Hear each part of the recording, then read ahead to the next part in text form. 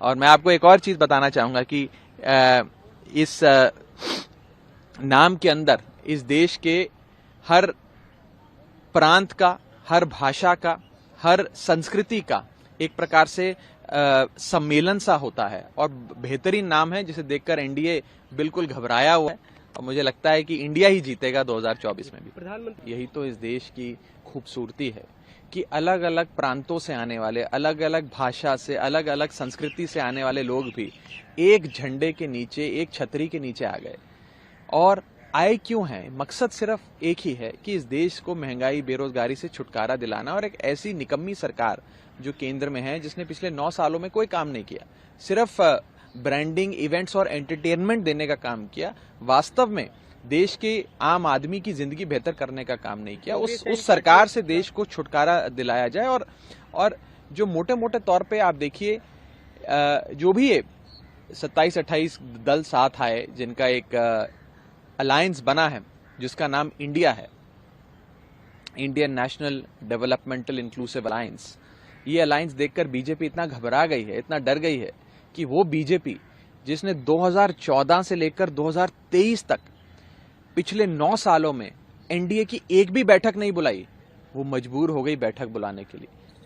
वो भाजपा जिसने एक एक कर अपने तमाम घटक दल, जितने भी उनके अलायंस पार्टनर्स थे, उन सबको कहा कि जाना है तो जाओ, सबके लिए दरवाजे खोल दिए, जिसमें जेडीयू चला गया, चंद्रबाबू नायडू की टीडीपी चली गई, जिसमें नीतीश कुमार का जेडीयू चला गया, प्रकाश सिंह बादल का शिरोमणि अकाली दल चला गया, तमाम बड़े राजनीतिक दल छोड़ के चले गए। आज उसी बीजेपी को इतना डर सता रहा है कि अब उन्हें अपना कुनबा बढ़ाने के लिए छोटी छोटी पार्टियों को जोड़ना पड़ रहा है। कुछ 38 पार्टियां शायद जोड़ी हैं, जिसमें से मुझे लगता है कोई 32 पार्टियों का तो नाम भी हमने आज तक नहीं सुना कभी। और ये भी बताया जा रहा है कि शायद उन 38 पार्टियों में से 24 पार्टियां ऐसी हैं जिसका पार्लियामेंट में एक भी सांसद नहीं है। तो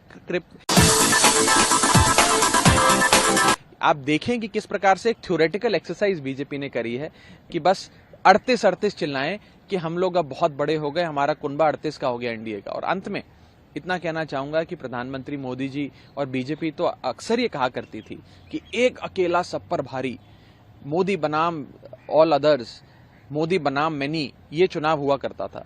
आज बीजेपी ये नहीं कह रही एक अकेला सब पर भारी। आज उन्हें भी अपने अलायंस पार्टनर्स की, घटक दल की जरूरत पड़ गई। अब ये चुनाव एनडीए वर्सेस इंडिया हो गया है, इंडिया वर्सेस एनडीए हो गया है। और जब इंडिया का सामना किसी से होता है तो आप जानते हैं कि जीतता तो इंडिया ही है। मतभेद या वैचारिक मतभेद तो अक्सर एक परिवार के भीतर होते हैं, एक परिवार में भी होते हैं। नहीं, देखिए, एक परिवार के भीतर भी होते हैं, पर मुझे लगता है कि जो मेन मुद्दे हैं इस देश के, महंगाई कैसे दूर करनी है, बेरोजगारी कैसे दूर करनी है, उन सारे मुद्दों पे साथ में आएंगे लोग तो जरूर इस देश की बढ़ोतरी होगी। और आप याद करें 70 का दशक, मैं अक्सर इस बात को कहता हूं कि जब इस देश में इमरजेंसी लागू हुई थी और उस समय की बड़ी शक्तिशाली सरकार थी मिसेस इंदिरा गांधी की, उस सरकार को हटाने के लिए पूरी देश की आवाम इकट्ठा हुई थी और एक एक राजनीतिक दल, जनसंघ के साथी जुड़ गए कम्युनिस्ट के साथ, कम्युनिस्ट जुड़ गए सोशलिस्ट के साथ, और एक छतरी जनसंघ जनता पार्टी की बनी जिसके तहत वो सब एक साथ आए एक छतरी के नीचे, और मिसेस गांधी को हार का सामना करना पड़ा था। तो मैं आज 1970 के दशक का जो हमने राजनीतिक पूरा प्रकरण देखा, उससे एक पैरेलल ड्रॉ करते हुए आज आपको 2024 के लोकसभा चुनाव का एनालिसिस करने के लिए जरूर आह्वान करूंगा। देखा वहाँ पे कांग्रेस के ट्विटर हैंडल से अरविंद केजरीवाल के वीडियो शेयर हुए, तो अब इससे सहमति है कि आप लोग एक दूसरे के खिलाफ ना बोलेंगे, बयानबाजी नहीं होगी? मैं कई बार आपके इस सवाल का जवाब दे चुका हूं, जो आप चौथी पांचवी बार पूछ रहे हैं। हाँ, कोई बात नहीं, मैं जवाब देना मेरा काम है, सवाल पूछना आपका काम है।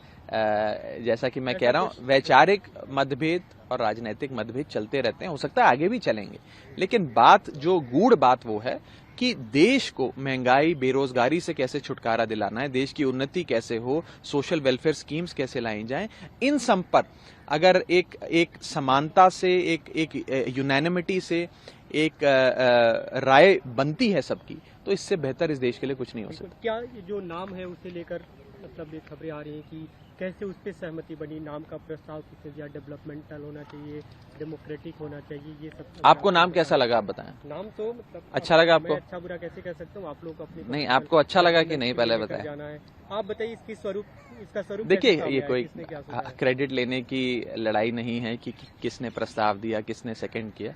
मैं उस विषय पे ना जाते हुए ये कहूँगा कि बेहतरीन नाम है और इसमें देश का हर एक नागरिक समाता है और इससे बेहतर नाम शायद हो नहीं सकता था।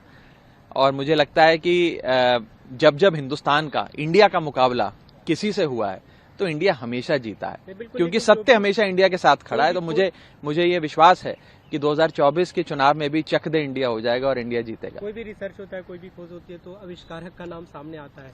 हम वो आपसे जानना चाहते हैं नहीं, कि मैं किसने सुझाया? कतई कहाँ से निकल नहीं, कर मैं आया? कतई भी इस क्रेडिट वॉर में नहीं पढ़ना चाहूंगा। मुझे लगता है कि सब एक प्लेटफॉर्म पे साथ आए हैं, जिसने नाम दिया है, जिसने उसको सेकंड किया, सबकी सहमति से तय हुआ है और बेहतरीन नाम है। और इस नाम से बीजेपी घबराई हुई है, डरी हुई है।